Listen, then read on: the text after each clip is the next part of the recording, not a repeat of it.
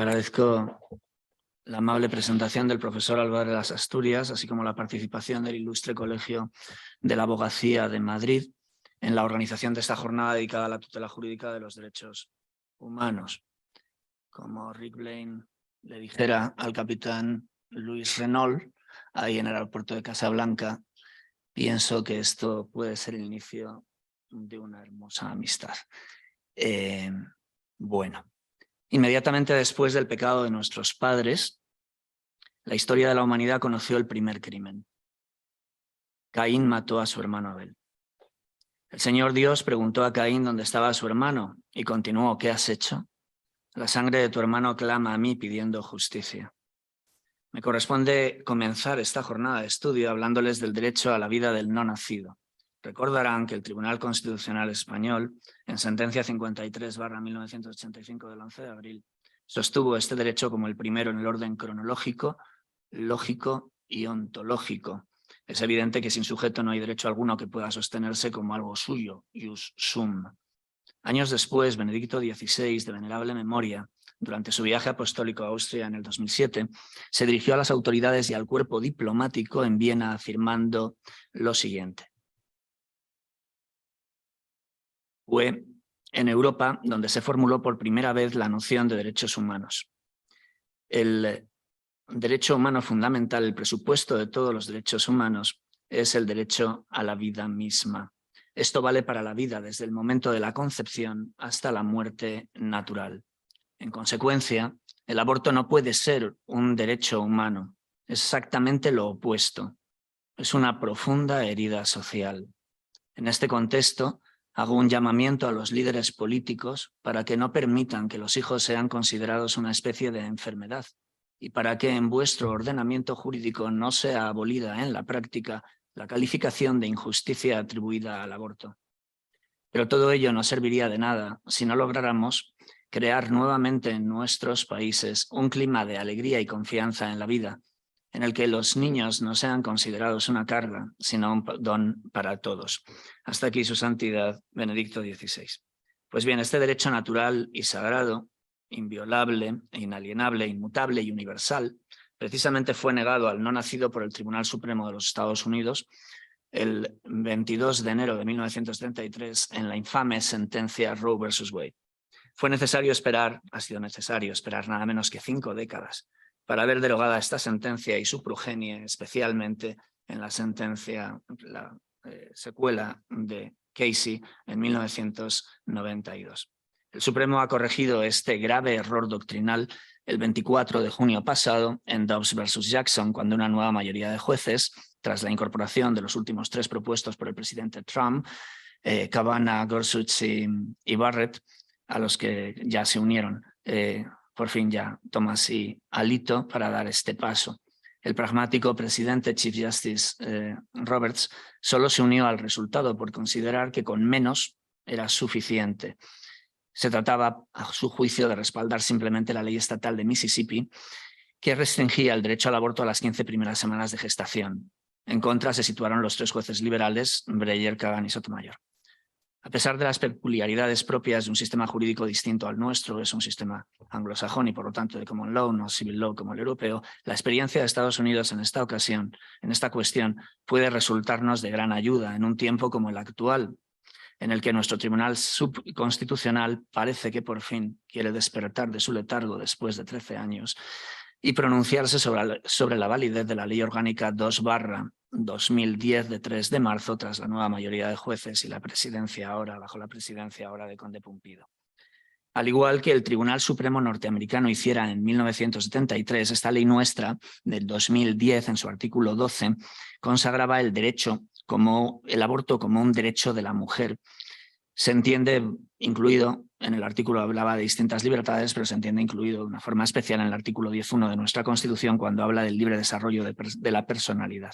Contra esta ley se interpuso un recurso de inconstitucionalidad número 4523/2010, hace nada menos, como les decía, 13 años, en atención al artículo 15 de la Constitución y de la sentencia que el Tribunal Constitucional dictara en 1985 y de las que les he hablado ya. En junio del 2021, ante el retraso existente, fue presentado también un recurso al Tribunal Europeo de Derechos Humanos contra esta dilación indebida del Tribunal Constitucional Español, según lo dispuesto en el artículo 6 del Convenio Europeo de Derechos Humanos.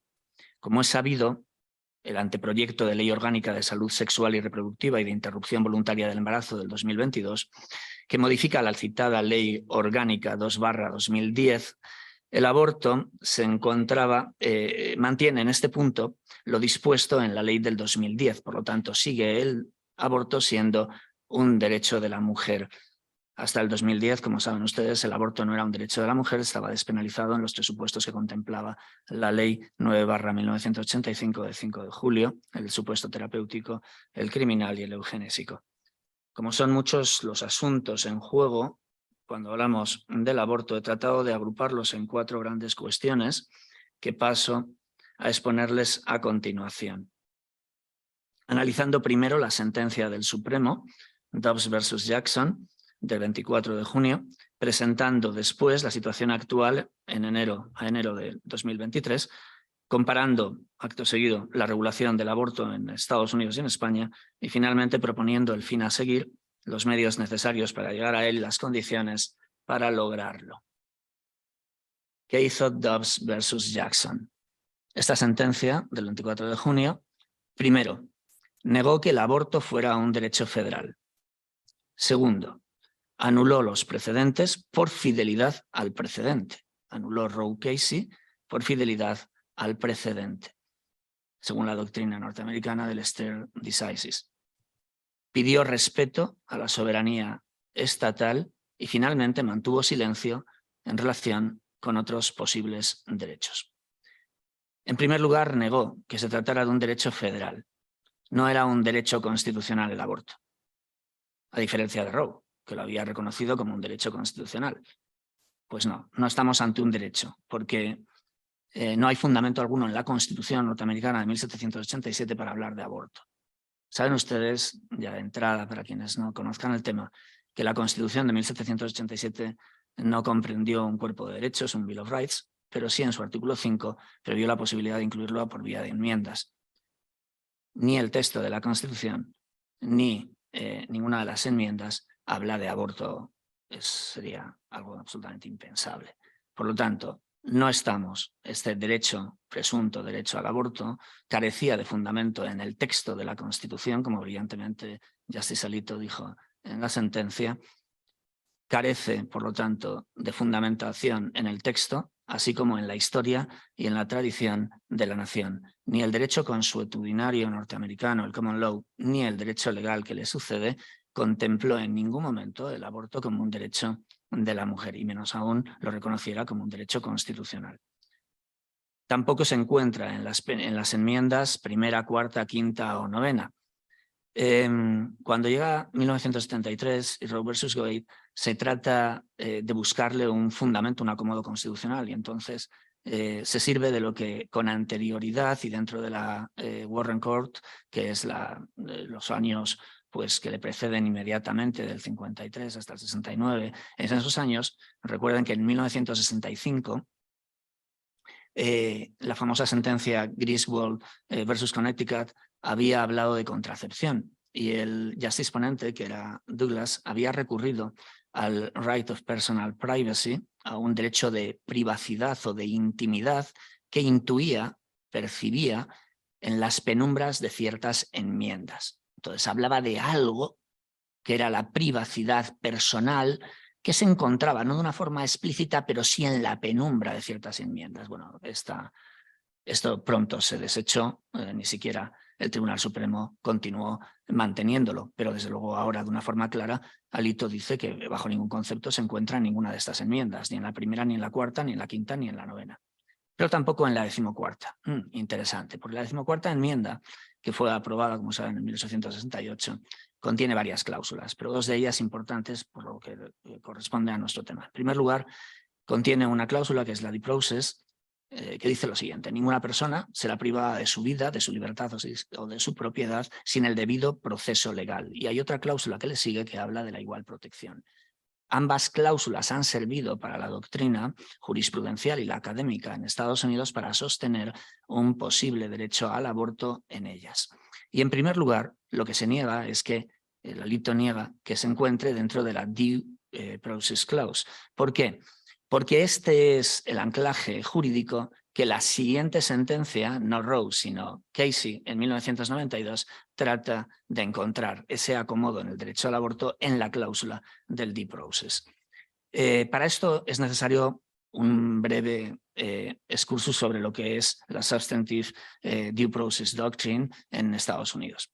En Estados Unidos se entiende, fue avanzando con el paso del tiempo y hoy en día, a pesar de las objeciones del juez Thomas sobre el tema, sin embargo, hoy en día todo el mundo entiende que hay esa cláusula sí que comprende un conjunto de derechos sustantivos, porque pudiera parecer, fíjense lo que les he dicho, ¿no? Nadie será privado de la vida, de la libertad y de la propiedad sin el debido proceso legal. Pudiera parecer, la lectura simple de la enmienda de esta cláusula nos hace pensar que estamos ante una garantía procesal, simplemente, ¿no? Es decir, debe seguirse las garantías procesales propias para privarle a alguien de la vida, de la libertad o de la propiedad. Y sin embargo, ya desde los años Lochner, estamos hablando antes de del New Deal, empezó a utilizarse esta categoría de la Substantive Due Process Doctrine para incluir derechos sustantivos en esta cláusula. Sirviéndose de esta cláusula, íbamos extendiendo ciertos derechos. Por supuesto que derechos sustantivos son los incluidos en las 8 primeras enmiendas, pero además existen derechos y libertades que no aparecen explicitados en la Constitución, pero que sin embargo sí entran dentro de lo que se considera la libertad ordenada que la sociedad presente debe reconocer y respetar. Entonces sí, sería como una válvula, como una vía de entrada de otros derechos y libertades que no están explicitados. Por eso se aferra Casey a esta doctrina, a esta doctrina del Substantive Due Process, como le digo, para tratar de meter el derecho al aborto en ello. Pero claro, la libertad en realidad nos sirve de poca ayuda. Cuando se habla de libertad reproductiva o de libertad de la mujer, en realidad nos puede servir de poca ayuda. En realidad habría que acudir, porque de lo contrario simplemente bastarían con los criterios propios de cada juez para ir proyectando sobre el texto constitucional sus personales percepciones, ¿no? Y frente a esto siempre se ha entendido que sí, ok, es posible determinados derechos y libertades que tengan un reconocimiento, que no teniendo un reconocimiento explícito en la Constitución, sin embargo puedan venir amparadas en esta, de acuerdo, pero sin embargo tienen que tener una base en la historia y en la tradición, y es lo que maravillosamente Alito, en un ejercicio originalista estupendo, demuestra que no es cierto. El derecho al aborto no tiene base alguna, no solo en la Constitución, sino en la historia y en la tradición. Y hace un repaso del derecho anglosajón, del common law, en donde yo no me puedo entretener en este momento y les remito a la sentencia para que lo lean, en donde va viendo que también nunca en ninguna de las autoridades propias, ni en Blackstone ni en los demás, se pudo llegar a reconocer el derecho al aborto. En todos los casos aparecía como algo ilegal e incluso como un delito, al menos en determinadas etapas. Normalmente post-quickening, que es después de que la mujer empieza a percibir en su seno la existencia de otro ser. Bueno, por lo tanto, no hay base alguna en la Constitución para hablar en esta primera cláusula de la 14ª enmienda. Pero, sin embargo, también aprovecha la ocasión el juez Alito para decir que tampoco lo hay base, fundamento alguno, en la Equal Protection Clause. ¿Por qué dice esto?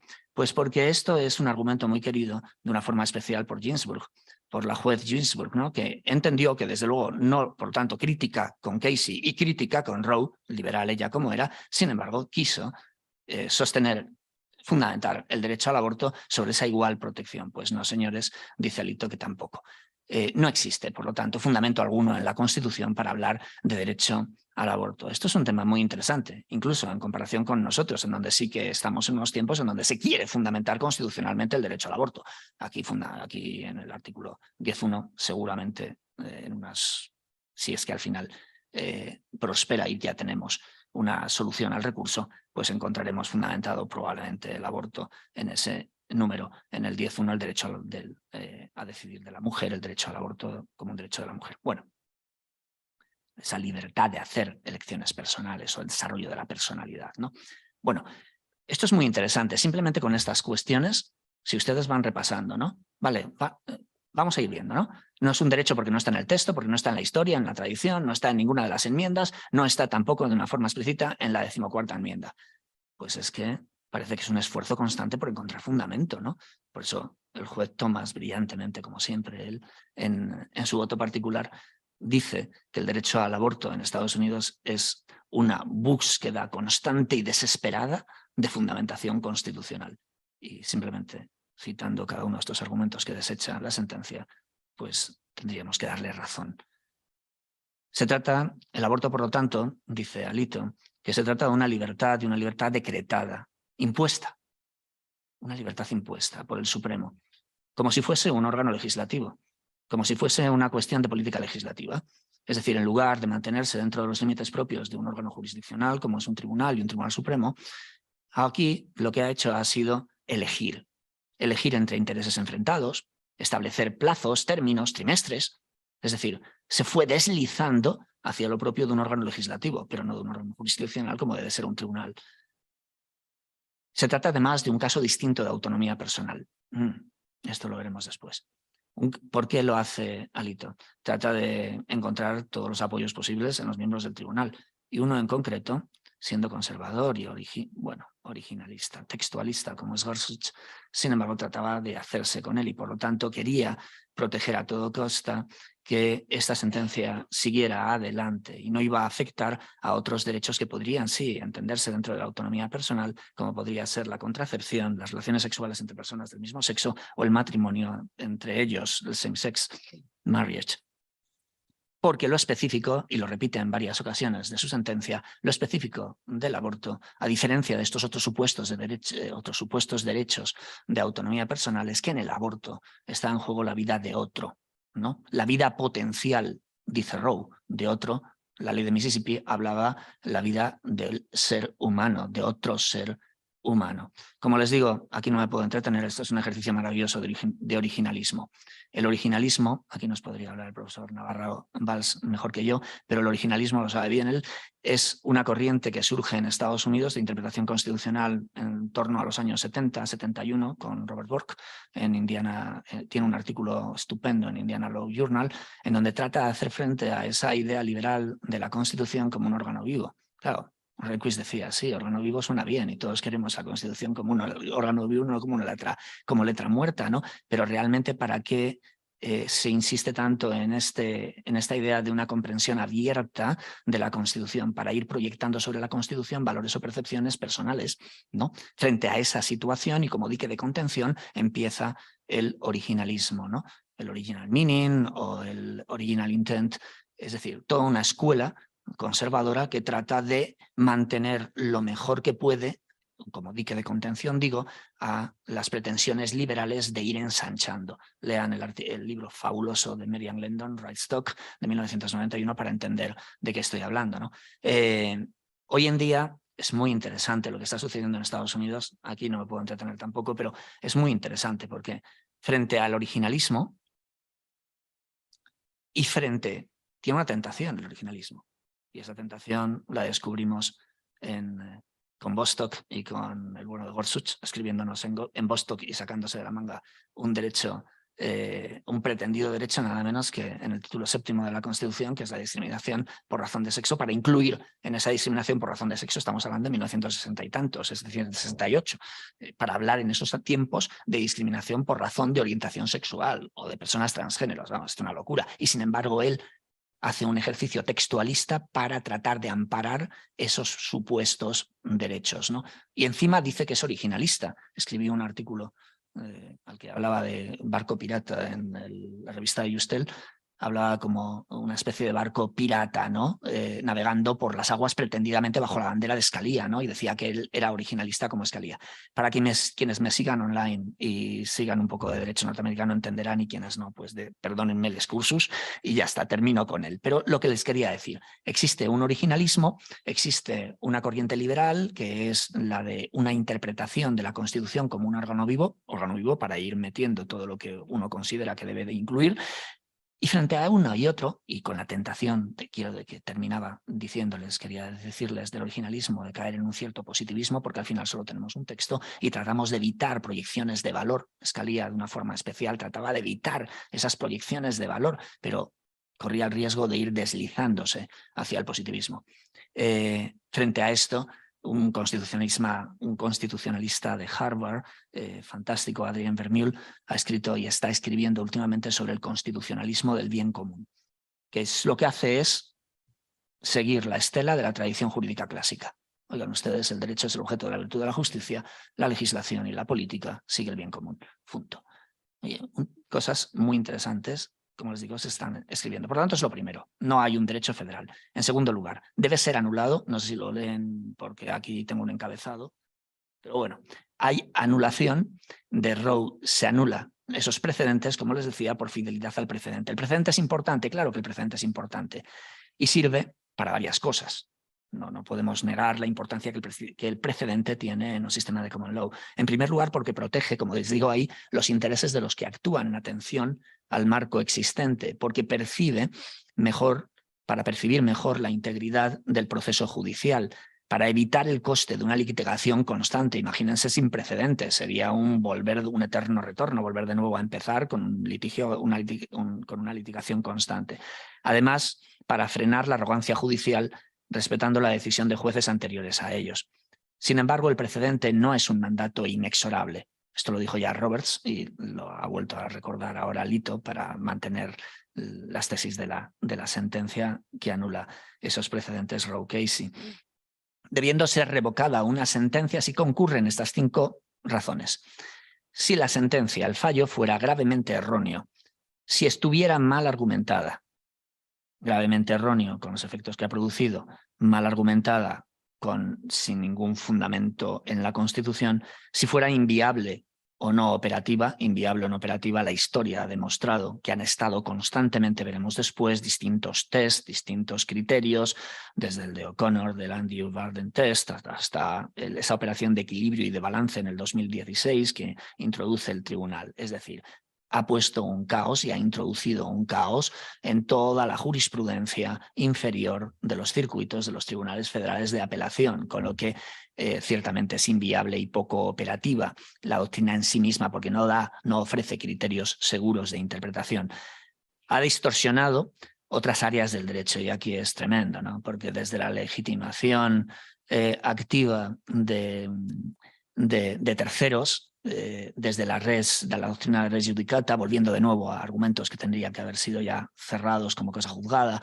En fin, la propia primera enmienda, en la primera enmienda y en la free speech hay una doctrina asentada que sin embargo encuentra excepciones cuando se trata de aquellos que están manifestándose frente a los abortorios, ¿no? Con lo que en realidad todo esto ha supuesto como una especie de salvar a toda costa la doctrina establecida en Roe y en Casey. No se trataba de salvar al soldado Ryan, sino salvar a Roe y Casey, que es de lo que se trataba. Y bajo eso no importaba hacer violencia a toda la doctrina jurídica que se había establecido en un montón de capítulos distintos, ¿no? Cada sentencia, si ustedes van a la jurisprudencia sobre aborto, hay siempre intervenciones de jueces que se vuelven de nuevo a recordar que es que hay ciertas doctrinas que afectan y que no, y se están planteando excepciones a las mismas.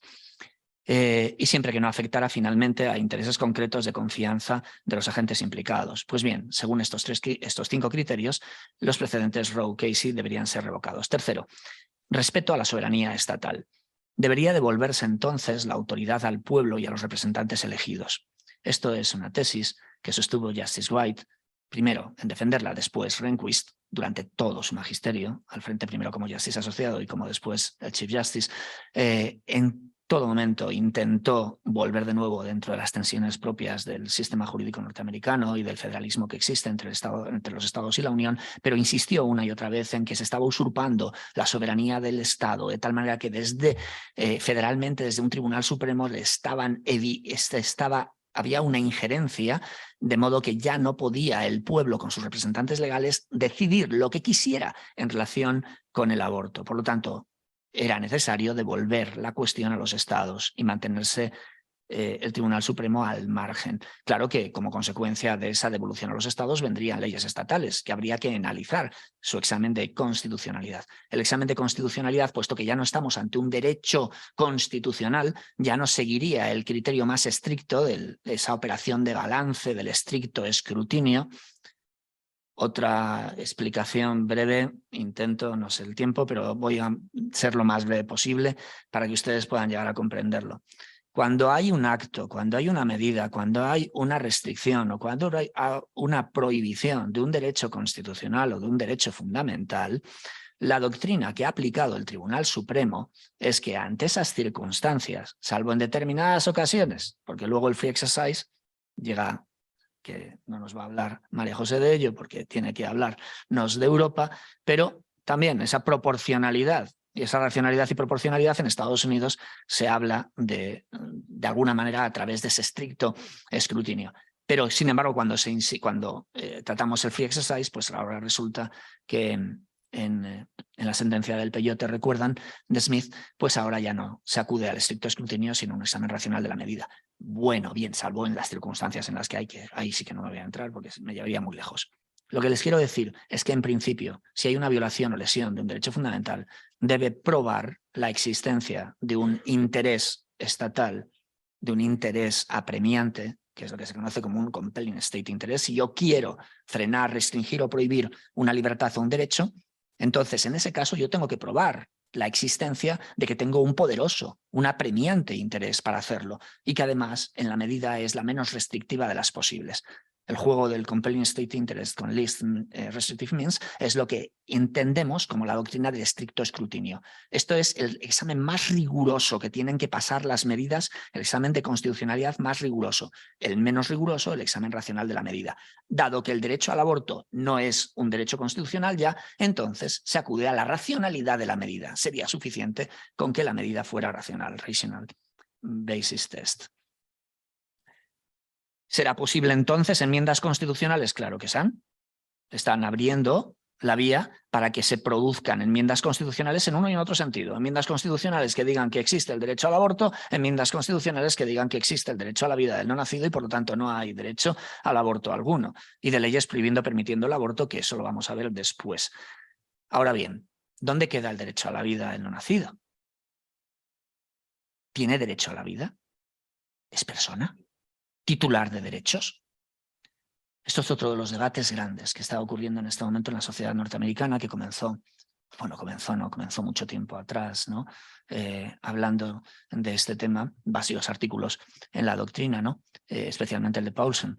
Pero Finis, en First Things, en abril, el 1 de abril, si no recuerdo mal, 2021, lanza un provocador, todavía no había llegado 2, artículo. Es el aborto es inconstitucional, ¿no? Su tesis es que el aborto es inconstitucional. ¿Por qué? Porque la 14ª enmienda, en esa cláusula que les hablaba yo del due process, contempla la vida. Y la vida, cuando dice que nadie será privado de la vida, nadie incluye al no nacido. Por lo tanto, él, Finis, y desde luego este que les habla, estamos firmemente convencidos de que no es necesario decir más. Bueno, sí que será necesario y luego lo diré después. Pero que ya el propio texto de la Constitución en la 14ª enmienda, esto somos minoritarios los que sostenemos esto, es algo bastante discutible, pero sin embargo seguimos defendiendo que es persona y que debe tener un tratamiento jurídico propio de las personas por las capacidades radicales distintas, ¿no? Tampoco les puede extrañar mucho porque la sentencia nuestra del Tribunal Constitucional habla en su fundamento jurídico quinto de un continuo, de un devenir del ser humano, ¿no? Por lo tanto, hay una persona, ¿no?, que va creciendo. Claro, si fuera una persona y si nosotros reconociéramos el derecho a la vida del no nacido como persona, evidentemente el derecho al aborto no tiene lugar alguno. Y eso el Justice Blackmun, que fue el ponente de la sentencia Roe, lo reconoció abiertamente. Yo aquí os voy a hablar de un derecho al aborto porque no existe un derecho a la vida del no nacido. Porque si existiera un derecho a la vida del no nacido, no puedo afirmar que existe el derecho al aborto por parte de la mujer, ¿no? Ahora bien, la cuestión que nos tenemos que plantear es la siguiente. La mayoría legislativa de un país, la autoridad del Ejecutivo, una mayoría de jueces, ¿puede pronunciarse acaso sobre un derecho natural, sagrado e inviolable como es el derecho a la vida? Aquí el profesor Nicolás Álvarez de las Asturias puede hablar de historia mucho mejor que y no solo de historia del derecho canónico, pero la historia nos demuestra lo peligroso que es esto. Creo que hay ejemplos suficientes en la historia como para decir, realmente derechos naturales que implican la pervivencia misma de la persona y el futuro de la sociedad democrática debe quedar en manos de mayorías democráticas. Claro, esto para el pensamiento liberal es fuerte, de escuchar, de oír, ¿no? Pero sin embargo es la realidad, ¿no? Les pongo 3 ejemplos, que son los que ahí aparecen, ¿no? Miren, en 1890, Luisiana decide, no Luisiana, un dictador de Luisiana, que no tenía Führer. Luisiana, ¿saben ustedes? Que Luisiana era un estado democrático y que la legislación de Luisiana decidió que los ferrocarriles debían funcionar y que los negros tenían acceso a los ferrocarriles de la misma manera que los blancos. Pero eso sí, bueno, iguales, los vagones tienen que ser iguales, pero separados. Separados, pero iguales. Claro, esto, la legislación democrática, ¿eh? Para nosotros esto es una aberración hoy en día, ¿no? Pero un Estado democrático, en su mayoría parlamentaria, decidió aprobar una ley. Y esa ley imponía la segregación racial. Insisto, fue necesario además décadas, hasta 1954 en Brown, que se deroga una sentencia anterior, Plessy versus Ferguson de 1896, que dijo que sí, que está perfectamente legítima la segregación racial. Y esto una sentencia del Tribunal Supremo, ¿no? Democrático también, todo muy democrático. Otro ejemplo, la esterilización forzosa. En pleno apogeo del movimiento eugenésico, muchísimos estados, ¿no? Empezaron a promulgar leyes que aprobaban una esterilización forzosa de aquellos en determinadas circunstancias, es decir, enfermos mentales en determinadas circunstancias. Pero es que el Tribunal Supremo se enfrenta a ello. En este caso, la ley de Virginia de 1924, si no recuerdo mal. ¿Y qué dice el Tribunal Supremo? Pues viene el Justice Holmes, famoso, y ¿qué dice? Que 3 generaciones de imbéciles ya son bastantes. Eso tal cual. Es decir, también democráticamente una ley impone esterilización forzosa. Y un presidente democrático estupendo y maravilloso, y bendecido por todos, y es estupendo. Y es Roosevelt, ¿no? Con 2 elecciones democráticas, nada menos, que también ahí profesor Navarro Valls nos podría hablar mucho de ello. Pues ahora resulta que este hombre, después del ataque de Pearl Harbor, en 7 de diciembre, creo que fue, si no recuerdo mal, de 1941, ahora aparecen unas órdenes ejecutivas de 1942 que lo que hacen es confinar a los ciudadanos norteamericanos, pero de ascendencia japonesa en campos de internamiento. Y de nuevo un presidente democrático. Pero es que si vamos a Europa, cuidado, que aquí el bueno de Benito Mussolini llega al poder, ¿no? Después de una marcha, la de Roma de 1922, bajo un estatuto constitucional, aparentemente constitucional, que era el Estatuto de la Casa de Saboya, Albertino, ¿no? De 1848, ¿no? Más o menos. Bien, pero es que si vamos un poquito más al norte, nos encontramos que el bueno de Adolf Hitler hizo exactamente lo mismo. Es decir, accede al poder, pero dentro del amparo de la Constitución de Weimar, de 1919. Y como dice Fuller no lo dice Fuller, no lo dice Radbruch. Esto me llevaría lejos. Podríamos hablar mucho de Radbruch y de Fuller. Y Fuller, que no Radbruch, dice que el bueno de Hitler fue canciller antes que Führer. Y así fue. Así que simplemente con estos ejemplos de la historia nos demuestran que tal vez esa apelación a las mayorías legislativas, a las mayorías parlamentarias, sobre cuestiones fundamentales de pervivencia del hombre como tal y de la sociedad, deberíamos de someterlas cuanto menos a examen. Silencio respecto de otros derechos. Ya termino con lo que es la sentencia Dobbs. También insistió Alito en que otros derechos no quedaban afectados. Cuando Dobbs está diciendo que no al derecho al aborto, esto no significa que venga detrás la contracepción, el same-sex marriage, todo esto puso al colectivo LGBT muy bien, les inquietó. Porque estos no afectan, decía él, la vida de otro. Es decir, a diferencia ni la contracepción ni las relaciones sexuales entre personas del mismo sexo, Lawrence versus Texas, ni el same-sex marriage, Obergefell, ninguno de esos casos quedan afectados porque no estamos hablando de la vida de otro. Claro, lo que silencia en este momento Alito es que en Obergefell Alito había dicho no al matrimonio ante el matrimonio entre personas del mismo sexo.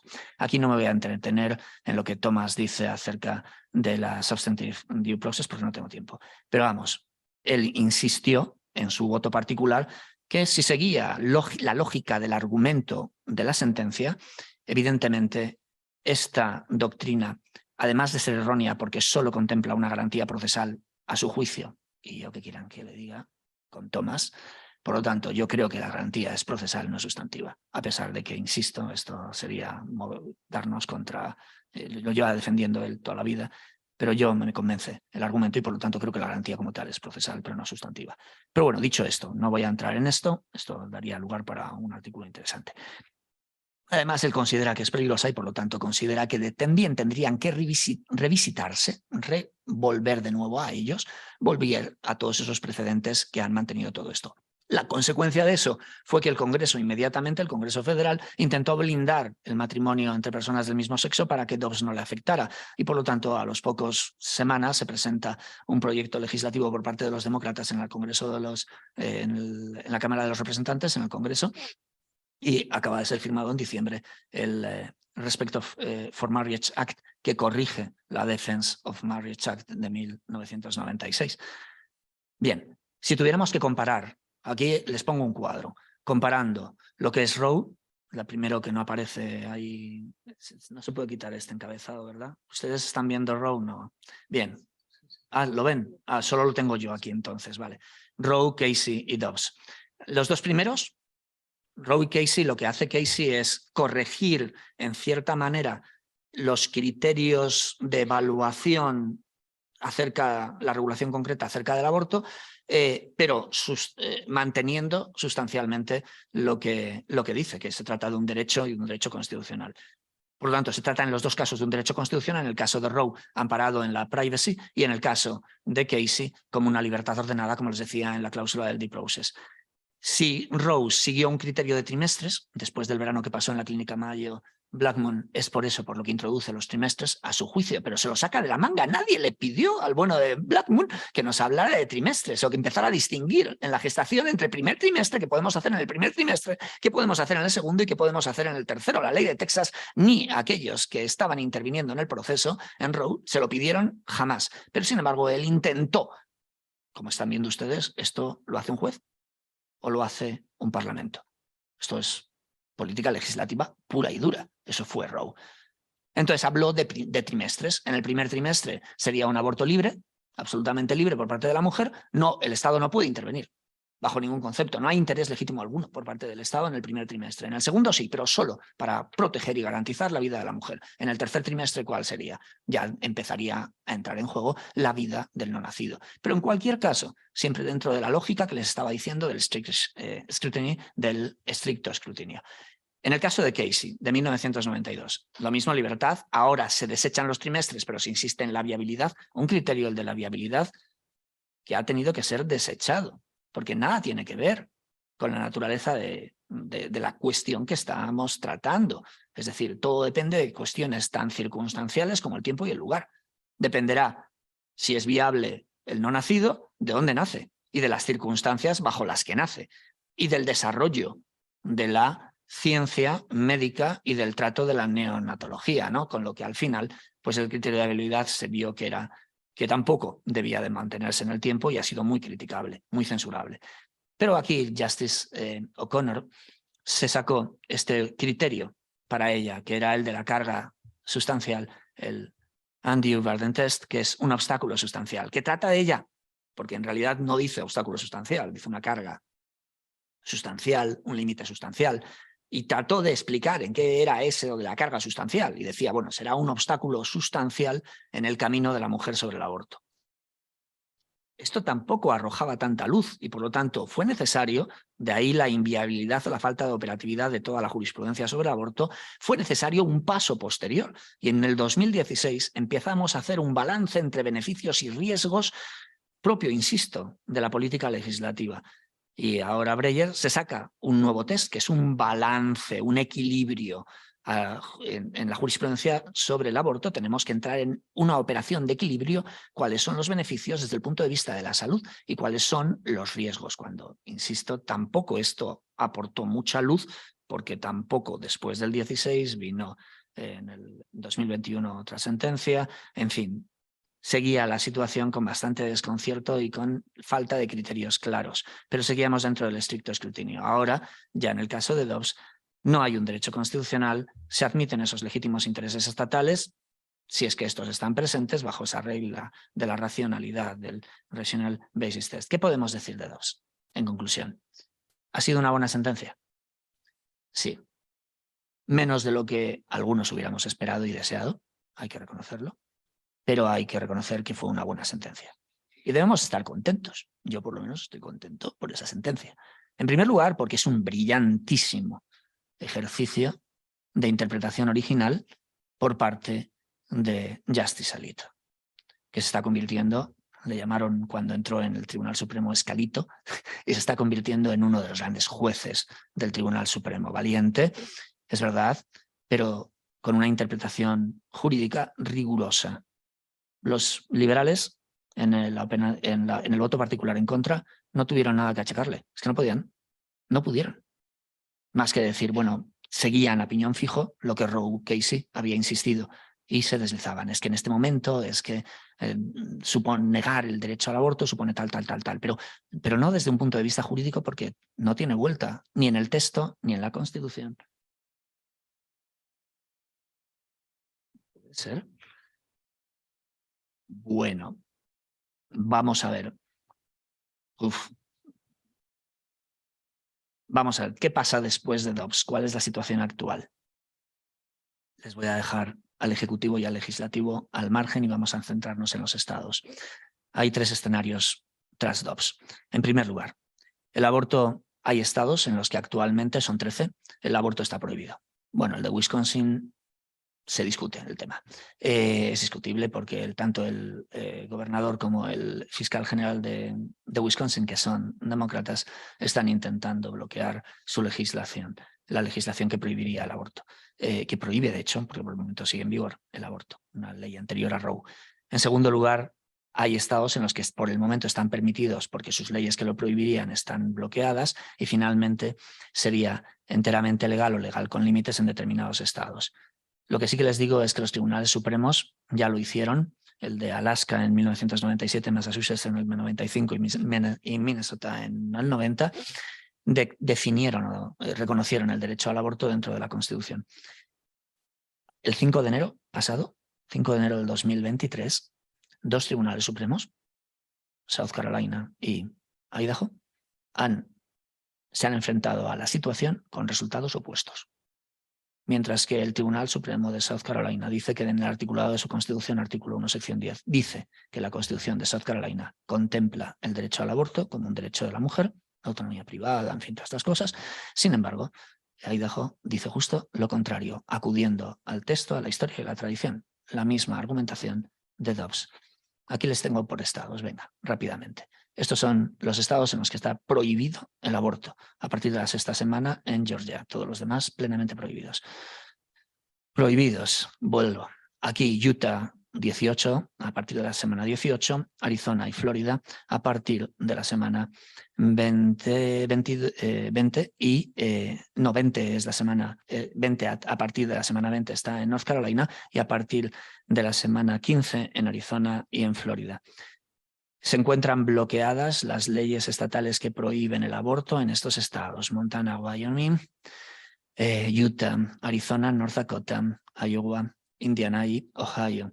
Y en estos estados es legal, ¿no? El aborto. Rápidamente no puedo entretenerme más, pero sí decirles que ahora mismo el aborto en Estados Unidos es posible hasta el momento de la viabilidad, se sigue el criterio de la viabilidad en 15 estados que los tienen ahí, en 24 hasta la semana 24 en 4 estados, en 7 estados hasta la semana 22, hasta la semana 20 en un estado, que les acabo de decir, de North Carolina, hasta la semana 18 en Utah, hasta la semana 15 en Arizona y Florida, hasta la semana 6, hasta cuando se empiezan a escuchar los latidos del corazón en Georgia, y finalmente sin límite gestacional en esos estados. Bueno, sin embargo en 13, como les digo, y con la salvedad que les estoy diciendo de Wisconsin, que no sé cómo terminará, podemos decir que en esos 13 estados sí que está prohibido, pero cuidado, Está prohibido sin excepciones, más que la salud de la madre, ¿no? De tal manera que no es posible aborto ni siquiera en casos de violación e incesto.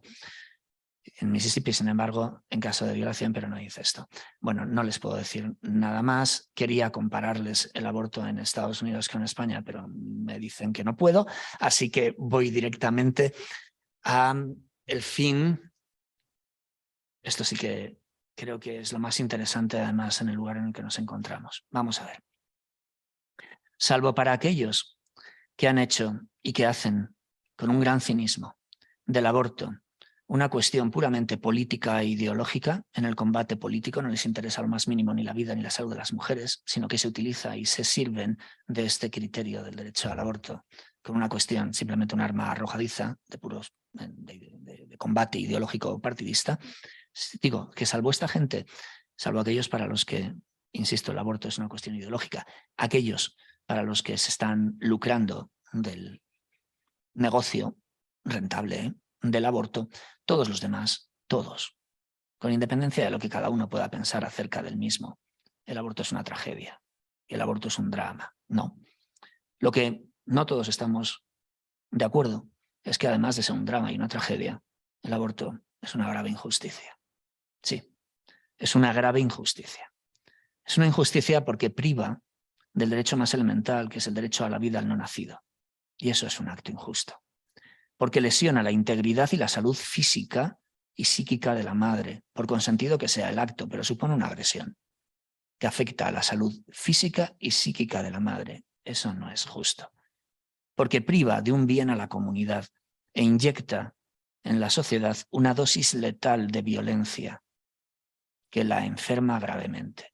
Eso es un acto injusto, porque atenta contra un derecho de Dios, quitándole algo que es suyo. Si algo demuestra Estados Unidos es que el fin no debe ser ni la desconstitucionalización ni la penalización del aborto, no estamos en eso. Y habrá que tomar medidas que vamos a decir ahora, pero no estamos en eso. El fin debe ser que el aborto llegue un día a que sea algo impensable, inconcebible. Ese es el fin al que debe dirigirse toda iniciativa, todo recurso. Debemos buscar desde un punto de vista filosófico, antropológico, ético, moral, teológico, político, económico, socioasistencial, los medios de comunicación social y también la vía jurídica, que es la vía de la justicia, todos tenemos que estar empeñados en ello, en conseguir que un día el aborto sea algo impensable, algo inconcebible. ¿Cuál es la vía de la justicia que les propongo? En primer lugar, la afirmación del derecho a la vida del no nacido como persona que es en la Constitución. Y por lo tanto, la negación de un derecho al aborto. Si es necesario enmendar la Constitución, enmiéndese. No creo que sea necesario. Yo sigo pensando que el artículo 15 de nuestra Constitución ampara claramente el derecho a la vida del no nacido. También pienso claramente que bajo la cláusula del due process de la 14ª enmienda, el no nacido es persona y tiene derecho a la vida, pero sin embargo no vendría mal una enmienda constitucional que de forma explícita reconozca el derecho a la vida de toda persona desde el momento de su concepción hasta su muerte natural. Eso es una tarea que nos corresponde a los juristas, negando, por lo tanto, el derecho al aborto. En segundo lugar, una legislación penal específica sobre el delito del aborto, cuya constitucionalidad, claro que habrá que revisar. Y esa constitucionalidad se revisará desde el respeto absoluto del derecho fundamental a la vida. En Estados Unidos se seguirá bajo el criterio del estricto escrutinio porque hay un derecho constitucional fundamental a la vida y, por lo tanto, el estricto escrutinio, la operación más rigurosa de balance de intereses, y en el caso de en España, como en Europa, el criterio del Tribunal Europeo de Derechos Humanos sobre la racionalidad y la proporcionalidad de las medidas que se tengan. Finalmente, el Ministerio Fiscal claro que tendrá que intervenir. Estas son las medidas que yo pienso que desde un punto de vista jurídico tenemos que adoptar para enfrentarnos ante ese drama e injusticia que es el aborto. Esto solo será posible con 5 condiciones y ya estoy terminando. La primera, el no nacido no es algo. Solo llegaremos a ese fin que pretendemos desde el momento en el que entendamos que el no nacido no es algo, sino alguien, frente a la despersonalización y a esa estrategia de despersonalización que supone no ponerle un rostro ni escuchar los latidos. De ahí la reacción que provoca en los defensores del derecho al aborto cualquier medio, técnica, de ultrasonido, ecografía, que pueda poner rostro y audio, una imagen y un audio al no nacido. Ahí nos damos cuenta de que no se trata de un algo, sino de un alguien. En segundo lugar, ese alguien y no algo no es un enemigo, ni un intruso del que defenderse. Yo he tenido que leer en algún autor de la doctrina en Estados Unidos, acudir al derecho consuetudinario, al common law, sirviéndose de la máxima de que cada uno es el dueño. Existe un aforismo en el derecho consuetudinario anglosajón que dice que cada uno es el dueño de su castillo, más o menos, ¿no? Y bien, entonces tú puedes defenderte en tu casa de un agresor injusto. Pues, y se ha puesto por escrito, el no nacido es un agresor injusto, con lo que tendríamos una base en el common law para defender ya ese derecho, nada menos que en el derecho consuetudinario. Tendremos entonces que proteger a ambos. La mujer, la madre gestante, no puede desprenderse del hijo de sus entrañas porque eso sería su propio castigo. No es un enemigo, no es un intruso del que defenderse. Habrá que arbitrar políticas de protección de ambos, tanto de la madre gestante como del nasciturus. En tercer lugar, la dignidad humana debe abrirse a la trascendencia. Debemos mantener la apertura de la dignidad humana a la trascendencia, superando una visión inmanente de la dignidad humana, que es la visión de Kant. Así no podremos avanzar. McIntyre en Notre Dame University tuvo una conferencia polémica en el otoño del 2021, intentando volver de nuevo a replantear una visión que vaya más allá teleológica. Él nos hablaba de la dignidad humana, ¿no? Que es una dignidad recibida, dada, inscrita en la naturaleza por el Creador, iluminada a la luz del Verbo encarnado, Gaudium et Spes 22, de lo que ya hemos hablado antes, don y tarea también del hombre. En cuarto lugar, la vida es un don, es un regalo, y es un regalo de su autor, que es Dios. Eso también es muy importante. Santo Tomás dice que la ley natural es la participación de la ley eterna en la criatura racional. Si vivimos en una sociedad en donde la ley eterna desaparece, porque vivimos bajo el postulado de Grocio, et si Deus non daretur, la ley natural se desvanece, y sin Dios y sus derechos, el hombre y los suyos desaparecen. Pues bien, finalmente, concluyo. Tras el sacrificio de tantos millones de vidas, en Estados Unidos se estima que más de 63 millones ya de vidas de no nacidos desde 1973. En España se calcula que unos 100.000 abortos anuales. Según los datos oficiales del Ministerio de Sanidad, el último año registrado del 2021 fueron 90.189. Algunos estudios hablan de 73, han oído bien, 73 millones de abortos anuales al año en todo el mundo. Eso supone que cada segundo son asesinados en el vientre de sus madres 139 no nacidos. Eso supone que en el tiempo que yo les he hablado han muerto 6.255. Son cifras que bastaría con uno, creo yo, pero bueno, son cifras alarmantes para hablar y poner, ¿no?, en perspectiva lo que es esta atrocidad del aborto. Vidas a las que se les impide nacer, vidas que no son nuestras, vidas que son de Dios. Ante esto solo cabe reparar a la justicia divina ofendida, emprendiendo un camino de oración y de penitencia.